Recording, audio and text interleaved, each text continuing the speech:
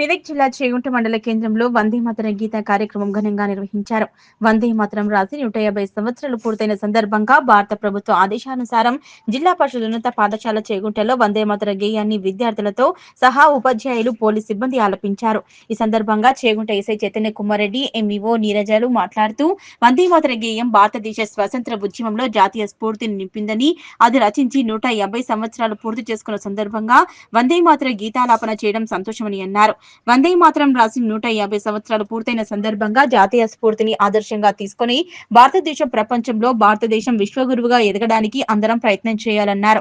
ఈ కార్యక్రమంలో ఇన్ఛార్జి ప్రధాన ఉపాధ్యాయులు రాజేశ్వర్, రఘుపతి, చల్లా లక్ష్మణ్, రావుల వెంకటేష్, మనోహర్ రావు, సురేందర్, రాధా, సరస్వతి, శారద, శ్రీవాణి, రమాదేవి, రమా, రేఖ, భవానీ, ఉమామహేశ్వరి, హిమవర్ష, మౌనిక తదితరులు పాల్గొన్నారు. ఈ వందే మాతరం గేయం అనేది మన స్వాతంత్ర పోరాటంలో చాలా ఒక భిన్నమైన ఒక రోల్ ప్లే చేసింది. సో మన జాతీయత మరియు సమైక్యత భావాలను, స్వాతంత్ర భావాలను ప్రజల్లో చేరవేయడంలో కీలక పాత్ర పోషించింది. ఈ ఉద్యమం 1905లో ఈ వందే మాతరం ఉద్యమం ఫలితంగానే మనకు 1947లో స్వాతంత్రం వచ్చింది. అదేవిధంగా మనందరం కూడా జాతీయ సమైక్యతతో మరియు దేశం మీద ప్రేమతో మనం కష్టపడి చదివి మన దేశాన్ని ఒక సూపర్ పవర్ గా తీర్చిదిద్దడంలో మన పాత్ర మనం కొనసాగిస్తామని వేడుకుంటున్నాం. ఈరోజు వందే మాతర గీతం రచించి 150 సంవత్సరాలు గడిచినటువంటి సందర్భంగా మనము సామూహికంగా అన్ని పాఠశాలల లోపల ఈ వందే మాతర గీయాన్ని ఆలపించడం అనేది జరుగుతుంది.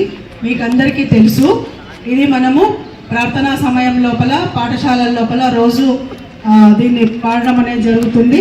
ఎవరు రచించారు దీన్ని? బంకించంద్ర చటర్జీ గారు రచించినటువంటి వందే మాతర గేయం అనేది. వందే మాతరం అంటే నమస్కారం అన్నట్టు, మన మాతృభూమికి నమస్కారం చేస్తూ మనం ఈ గీతాన్ని ఆలపించడం జరుగుతుంది. అందుకోసం ఈరోజు మనం ఇది సామూహికంగా నిర్వహించుకుంటాం.